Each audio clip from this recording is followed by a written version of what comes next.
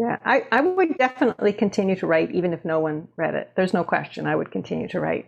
But I must say, when someone who has read the book and loves it gets in touch with me and emails me and says they love it, or they missed their bus stop, or they were up all night, I love hearing those stories because it makes me feel like I've done something right.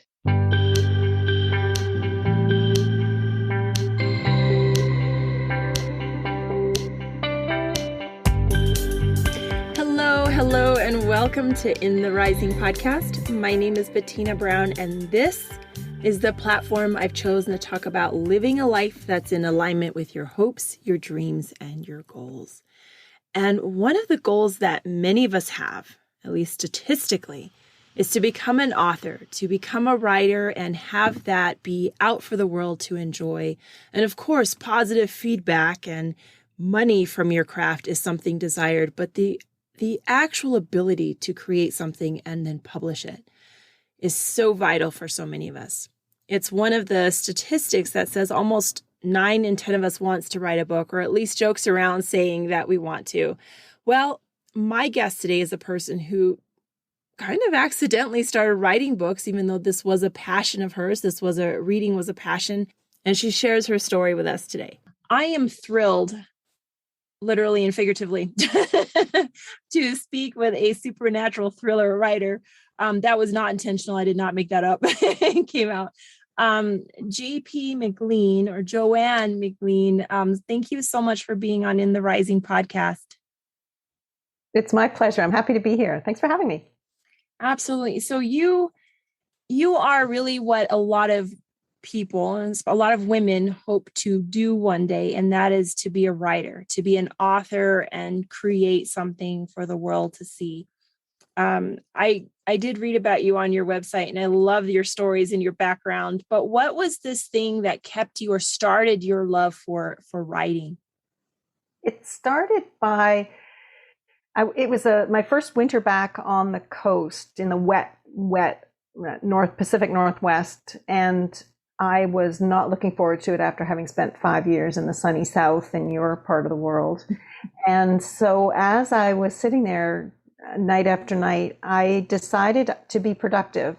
I would start writing a scene I had in my head that's based on a dream I have, just a recurring dream of flying. A lot of people have that dream. Mm-hmm. And so I started writing this one scene and discovered I loved writing. And I had never written fiction before. I'd always written reports and job descriptions and, business type of writing. So never anything creative. And being able to ditch all of the formalities of business writing and take in this new form and enjoy it so much. I just started off with that one scene. I had no intention of writing a book. And so when that first book came out, it was because I started with that one scene and kept building it out until it became a book, and surprised myself more than anyone else. And once I had written that first book, I had the bug, and I really had a hard time putting those characters to bed and had to keep writing. So I wrote 7 books in that first series in the end, and now have a new book and a new series that's just out. Wow. And so when you were writing that down and being creative, because some people think they have to have all sorts of classes and courses, and when you decided to continue from that scene on, what was inspiring you? What kept you sitting there? Or was it really just the weather? Well, the first bit was definitely the weather, but what kept me sitting there was improving the story and improving the prose and learning how much I didn't know, and I enjoyed finding out about it. Like, for example, one of the first things you have to decide when you're writing a story is what point of view you're going to tell the story from. And I hadn't given that an awful lot of thought before, but I had been reading some paranatural books. When you use I in the prose, like I went to the door, I opened it, that kind of thing, versus the third person, which is she went to the door, or Bettina went to the door, in a third person. So that learning those kinds of things, I enjoyed. I enjoyed taking online classes and workshops. I didn't fall into writing and fool myself into thinking that that first draft was a good draft. I knew it needed a lot of work. I needed to learn the craft of writing, and I'm still learning the craft of writing. It's not something that you get good at and then you stop learning. You tighten your writing every time you write something new. It's better. It's you say more with fewer words. You tighten it up that way. You find better ways of saying things, more concise ways of saying things. You use better verbs. You use better language to describe movement and emotion, and that is something that takes time to learn. And I enjoyed the learning process. So I enjoy playing with words, taking a sentence and turning it around, putting the subject first, putting the verb first, changing the way the paragraph looked, trying to take words out, taking as many words out as you could and still retain the meaning of the passage. So that's what kept me going and kept me inspired. I guess for me, learning has always been fun. It's been something I enjoy doing. So this was just the next thing that I enjoyed doing. Yeah. Now with, you wrote that book and then you did 7 in the series where, and for some creatives, they're like, we're never done. We just stop. We just stop. Describe what type of books that you wrote and write. Where are you with that? I love supernatural. So I want my character to have some ability, telekinetic or telepathic, or in the first series, it's a secret society of people who can fly.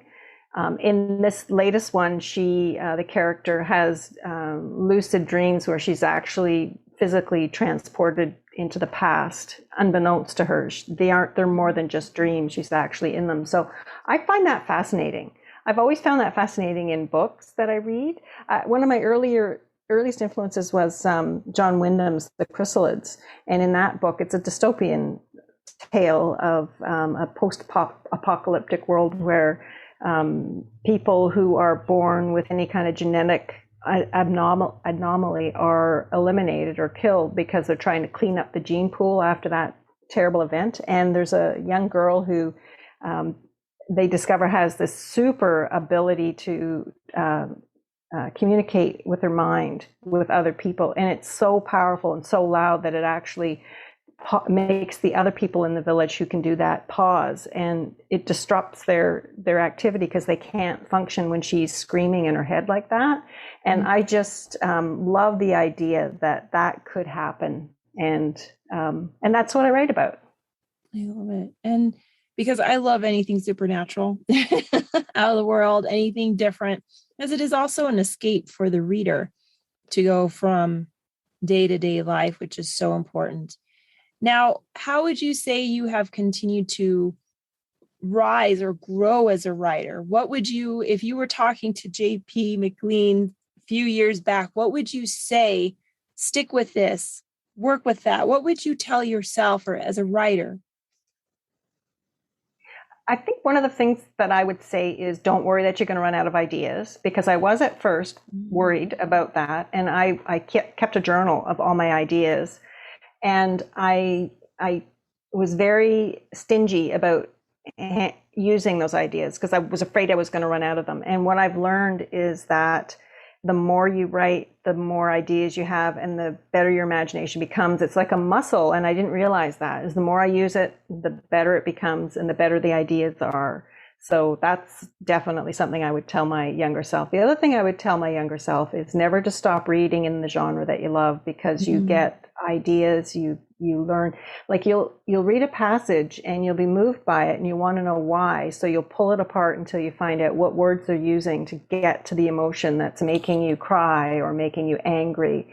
And then you try to replicate that in your own work. Yeah. And when you're looking at what you've done now so far as writing and creating, what sort of feedback do you feel fuels you to continue to write? Or do you feel like this is something I love it. If no one read it, I would do it. Where do you, what drives you still? Yeah, I would definitely continue to write even if no one read it. There's no question I would continue to write. But I must say, when someone who has read the book and loves it gets in touch with me and emails me and says they love it, or they missed their bus stop, or they were up all night. I love hearing those stories because it makes me feel like I've done something right. Mm-hmm. I haven't, there's a contract between a writer and someone who buys your book. They may not be paying a lot of money, but they've passed over some money, and they deserve to have a story told that they think is going to be told by the cover that you've chosen, by the words you've put on the back of the book. You've pulled them into your little world, and now they better like what you've written, or they don't not like it, but they better find that it's a solid read and it's entertaining and it was worth their time and worth their money, because that's a lot of time. It's like 7 or 8 hours you're asking someone to invest in your writing. And I think also, I have not written something like you. I've produced one book, and it's not even like something I'm trying to sell. I think it was the point of writing the book, but what is now something that I can understand as a reader is the true value of time and effort that went in from a person to create the book in the first place. Suddenly the books come alive in a different way, as opposed to it's just another book on the shelf or at Barnes and Nobles. That the passion and dedication, like when you said, put the subject first, put the verb first, those are great ideas, but that takes time. And and if you don't like it, you're not going to do that. So I think that's you're honoring the reader from before they even pick up the book, is what I'm hearing from you. Yeah, it's important. It's important. They're the people that are buying the books and reading the books and feeding your ego or whatever it is that makes you say, okay, this is worthwhile. It just getting something like that, having someone say something that is nice about your work and encouraging about your work, makes you want to sit down and write some more. Mm-hmm. It's very rewarding. Now I have another point, and because I read your story, and there's something else. Like, you were always a voracious reader, but you were raised in Toronto, and then you moved around. What was the reason for the moving? The move out to the coast was to go to university. So I went to school at UBC, which is the British Columbia University in Vancouver. And then a couple of years after that, I met my husband, and this is one of the things that was hardest for me to do, because I'd only been working about 7 years after university when I met him and made the decision to quit work and do some traveling with him. And, when you're raised to be independent, like I was in my family, my grandmother was extremely independent and a single mom at a very young age. In order to, you don't want to be the housewife. You don't want to be the one that's taken care of. And so it took a lot for me to give up my job, my university educated, good high paying job, and become the wife. But I did.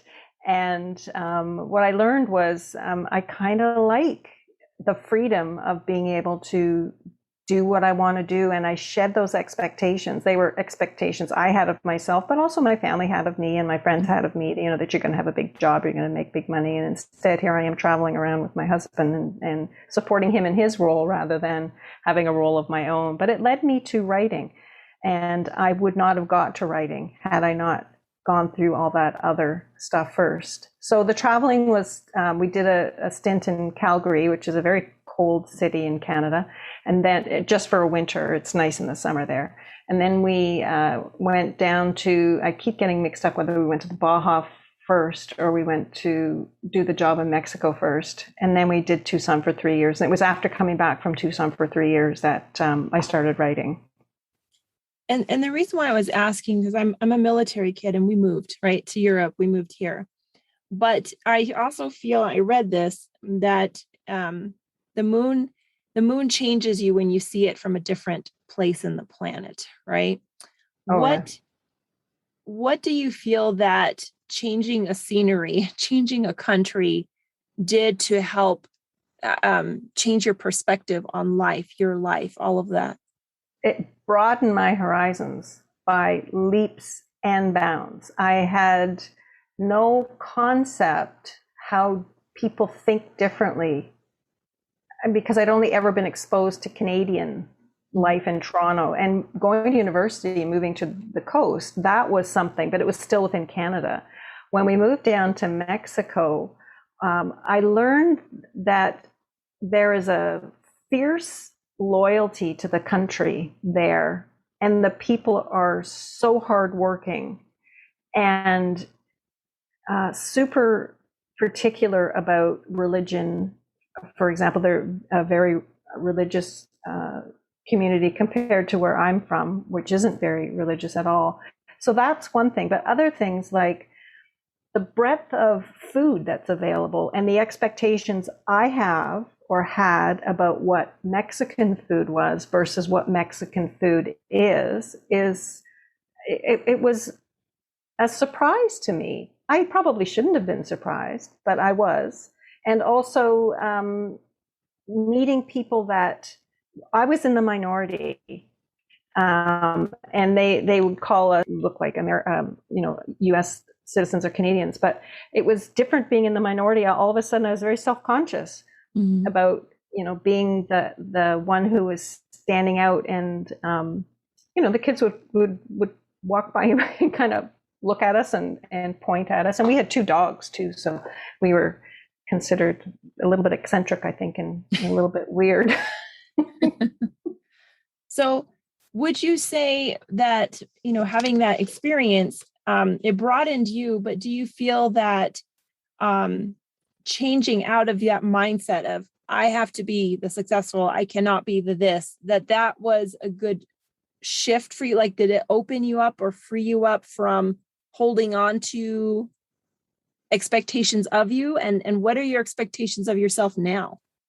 Oh, it's night and day. Like before, my definition of success was centered around how high on the corporate ladder I was and how much money I was making. And now my idea of success is being happy, making a life that makes my husband and I both happy, giving back to the community. I have a lot more time now, so I can do that. I volunteer at a number of organizations, as does my husband. And so it has changed me profoundly, I would say. Not having the expectation that I'm going to have a typical job. I remember when I first quit working, the idea of being in a shopping mall or a grocery store on a Monday at 10 in the morning was the strangest feeling, because for so many years I was at work or school at that time. That was not a time that you're in the shopping mall. That was when you're on holiday, you're in a shopping mall. So it's a completely different mindset, and it's very freeing, and it doesn't pay as well for sure. I probably, as I say, sitting has become a problem because I sit for such long periods of time when I'm writing. Yeah. It sounds like you have just taken so much from life experiences and you've been open to it. What would you say you're still rising up to? What is on the horizon for Joanne? What is on the horizon? I suppose I have considered, what comes next. And I know that I'm going to continue to write, and I have some books that I'm working on and outlining, but what comes next? Like, is there a point in time where I won't be writing or I won't be publishing what I write? So I have to give that some thought as I get older.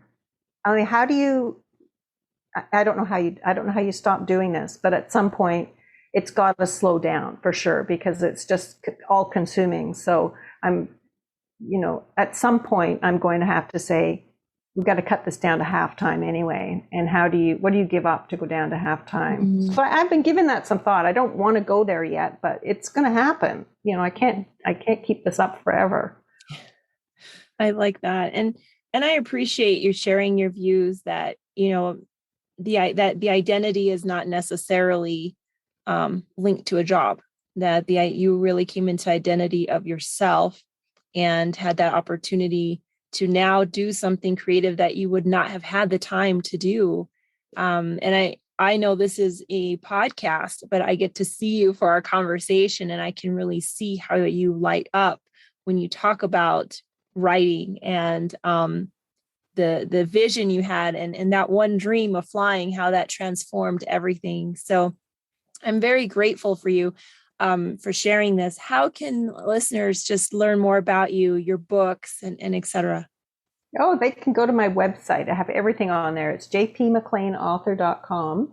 And they can download the first chapters of all of the books on there and find my social media links and read a little bit about me and my, growing up. I have a little bit on there about my grandfather and my family. So just a little bit, not too much. So Joanne, who also just goes by her initials, it makes it easier for the internet search engines to find the correct person. But she really talks about going into something with the idea that she wanted to create something, and just having the idea and the belief that she would create these books regardless if someone was reading them. It puts her in a place that the outcome of how many people are reading the books and the outcome of how many people are buying them is irrelevant for her need to create this. And the majority of the authors that I talk to really focus on this point. You have to create because you need to create. This is a desire for you. It's not just about the outcome, because when you are really enjoying what you're doing, the outcome just improves anyway. And so if you know anyone who's really dabbling with the idea of writing a book or even putting their blogs online, anything like this, go ahead and share this podcast. Putting these words into the hands and ears of those that it can make a difference, that's just priceless in itself. And I welcome you to follow me on intherising.com or In the Rising Podcast on Instagram. And I would look forward to hearing from you. You can email me anytime, Bettina@intherising.com. And I would also my ask is that you leave a heartfelt review on this podcast. It does so much to boost the podcast and really put it out to someone who needs to hear it. And I am, again, thankful for your time today, because that's that one resource we do not get back. And until next time, let's build one another up.